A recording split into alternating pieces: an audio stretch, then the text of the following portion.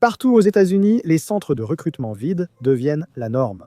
Au lieu des longues files de futurs soldats, des recruteurs inoccupés attendent des candidats qui, selon les chiffres récents, ne viendront sans doute pas.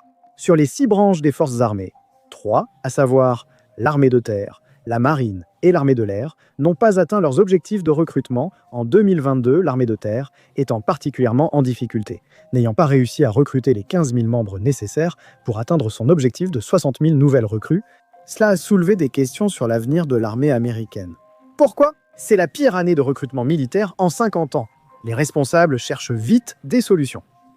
La guerre pour attirer les talents militaires continue, mais ce n'est pas nouveau. Autrefois, la conscription était la solution face à la baisse des effectifs, mais ce n'était pas si simple. Depuis le début, les présidents et le Congrès ont tenté de mettre en place un système de conscription complet. Mais il n'a vraiment pris de l'importance qu'en 1940, alors que le monde était plongé dans sa Seconde Guerre mondiale. La loi sur la formation et le service sélectif a été introduite et tous les hommes âgés de 21 à 35 ans ont été inscrits pour le service avec un tirage au sort pour déterminer qui servirait. Le 7 décembre 1941, le Japon a frappé le premier et a déclaré la guerre ensuite. Après les attaques de Pearl Harbor en 1941, le président Truman, avec le Congrès, a abaissé l'âge du service de 21 à 18 ans et a remplacé le tirage au sort par un déploiement basé sur l'âge, les plus âgés partant en premier. Le service militaire obligatoire a réapparu en 1948 durant la guerre froide, puis lors de la guerre de Corée et à nouveau pendant la guerre du Vietnam dans les années 60, suscitant de fortes contestations. À la fin de la décennie, Nixon a rétabli le tirage au sort pour la conscription, ce qui fut mal accueilli. L'évitement est devenu courant. Et en 1973, alors que le gouvernement des États-Unis faisait face à une profonde méfiance de la part de ses citoyens, il s'est retiré de la guerre du Vietnam et a adopté le système de volontariat que nous connaissons aujourd'hui. Le volontariat n'est pas responsable de la baisse du recrutement. En fait, les États-Unis ont connu un pic de recrutement en 2009, lorsque l'armée a dépassé son objectif de 65 000 recrues de 5 000 personnes. L'armée américaine a déjà connu des baisses de recrutement, comme à la fin des années 90, quand les grandes entreprises technologiques ont généré de nombreux emplois. Ou celle de 2005, où les frustrations face à la guerre en Irak et une économie solide ont freiné le recrutement militaire. Qu'est-ce qui rend alors cette période si difficile ? Eh bien, selon les données du département de la Défense, ou DoD, les gens ne sont pas prêts à répondre aux critères de la plupart des branches des forces armées. Seuls 23% des personnes en âge idéal pour le recrutement, c'est-à-dire de 17 à 24 ans, sont qualifiées pour servir. Cela signifie qu'un incroyable 77% des personnes que l'armée souhaiterait idéalement recruter sont disqualifiées, à moins qu'elles n'obtiennent une dérogation spéciale. Le département de la Défense considère l'obésité, frein au recrutement depuis 2014, comme un facteur majeur. Ajoutez à cela plus de candidats au casier judiciaire, de mauvais résultats scolaires et de graves problèmes de santé mentale, et le vivier devient très limité. Mais ce n'est que la partie émergée de l'iceberg. Parmi les candidats qualifiés, seulement 9% envisageraient de rejoindre l'armée. Chaque grande crise de l'histoire a révélé la même erreur, de la Grande Dépression au krach financier de 2008. Les gens n'ont pas perdu d'argent par manque, mais parce qu'ils ont tout investi au même endroit. Je vais vous parler de Mintos. Diversifiez vos investissements, bénéficiez d'un revenu passif quotidien prévisible et recevez jusqu'à 350 € de bonus. Avec Mintos, vous prêtez de l'argent à des entreprises ou particuliers et touchez des intérêts fixes. Sur la plateforme Mintos, tout est très simple et le rendement attendu pour chaque prêt est fixé à l'avance sur la plateforme. Vous pouvez filtrer les prêts selon le rendement que vous souhaitez, le niveau de risque que vous êtes prêt à prendre, l'horizon de temps pour récupérer votre argent, le pays dans lequel vous voulez investir et même la devise. Mintos offre aussi des portefeuilles automatisés, évitant la surveillance continue grâce au réinvestissement automatique de vos rendements. Avec Mintos, le rendement moyen des prêts est d'environ 11%. Mintos est en activité depuis 2014, compte plus de 600 000 utilisateurs et est réglementé dans l'Union européenne sous MiFID. Et comme vous venez par ma chaîne, vous bénéficierez d'un bonus exclusif allant jusqu'à 350 € à partir d'un investissement de 500 €. Cliquez sur le lien ou scannez le QR code pour l'obtenir maintenant. Des rendements stables, aucun risque pour vos investissements et en plus, un bonus. Ne ratez pas cette opportunité et bonne chance. La deuxième raison principale, la peur. La guerre effraie et la révolution de l'information nous rapproche de sa brutalité. 57% des personnes interrogées par le ministère de la Défense ont déclaré qu'elles craignaient de développer des problèmes mentaux et émotionnels pendant et après leur service. Les chiffres montrent une forte hésitation à risquer sa vie puis à rentrer affronter les conséquences. L'histoire des États-Unis avec ses anciens combattants est complexe et décevante.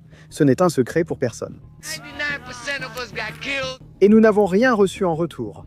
Plus de 10% des sans-abri du pays sont d'anciens combattants. Même si ce chiffre a baissé, cela reste un signe alarmant de la difficulté de la transition de la vie militaire à la vie civile. Plus de 900 000 anciens combattants vivaient dans la pauvreté en 2022. Le Centre américain de la dépendance a indiqué que les troubles mentaux et ceux liés à la consommation de substances chez les utilisateurs de l'administration de la santé des anciens combattants sont passés de 28% en 2001 à 42% en 2020. Et la situation s'aggrave quand on considère qu'en 2020, en moyenne, 17 anciens combattants se suicidaient chaque jour.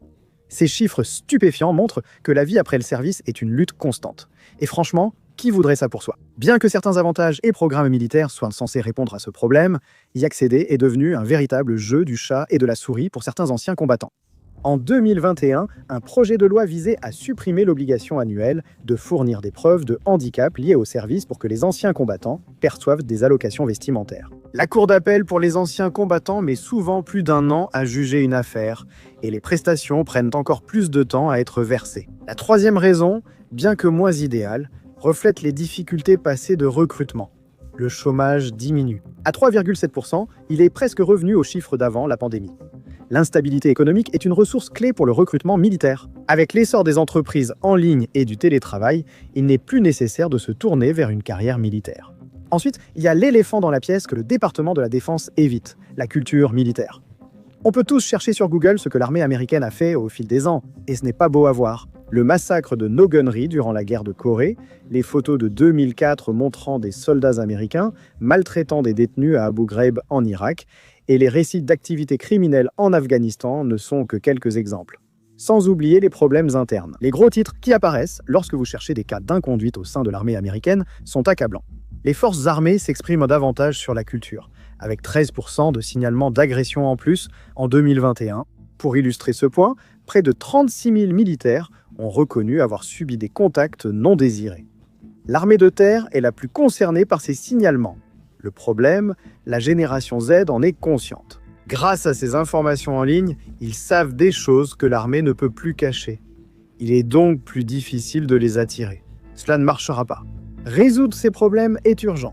Les membres des forces armées sont essentiels au succès des États-Unis. Pensez-y ainsi. Outre son emplacement, ses tactiques expansionnistes et son ambition économique, l'armée est la principale force derrière la première place mondiale des États-Unis. Les États-Unis possèdent la plus grande présence militaire au monde, avec plus de 750 bases en activité réparties dans 80 pays. Elles sont essentielles pour préserver les intérêts économiques des États-Unis, et la direction américaine connaît bien leur pouvoir et leur influence. Donc ces bases, et par conséquent les soldats qui les occupent, sont quelque chose que le pays ne peut pas se permettre de laisser décliner.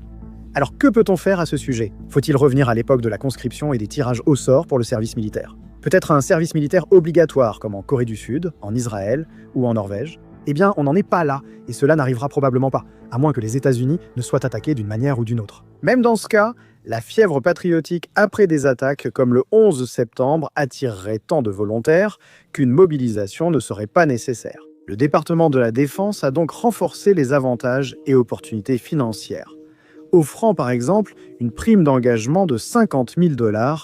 Même chose pour les recrues potentielles pouvant débuter l'entraînement de base sous 30 jours avec à la clé jusqu'à 35 000 $. Que cela arrive ou pas, c'est une autre histoire. Mais ce n'est pas tout. Les médias sont puissants et certaines branches militaires affichent volontiers leurs actions. Si vous avez vu une publicité de l'armée avant de regarder Top Gun Maverick au cinéma, vous avez constaté ces efforts de première main.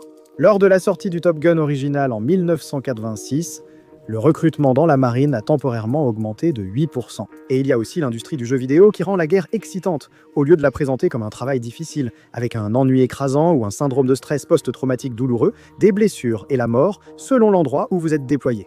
Mais les médias peuvent être une arme à double tranchant. Exemple, le fiasco sur Twitch. Oui, l'armée et la marine y sont et s'impliquent fortement dans le streaming à thème militaire. Les deux branches mettaient en avant des membres actifs jouant à des jeux comme Call of Duty et des simulations de chasseurs, tout en promouvant leur branche dans une campagne de recrutement. Les spectateurs des streams ont compliqué la situation en envahissant les commentaires de questions sur les crimes de guerre présumés de soldats américains. Les militaires ont supprimé de nombreux commentaires négatifs et bloqué des utilisateurs. Si cela est courant chez les streamers Twitch, ici il s'agit d'une branche du gouvernement américain. ce qui donnait une très mauvaise image.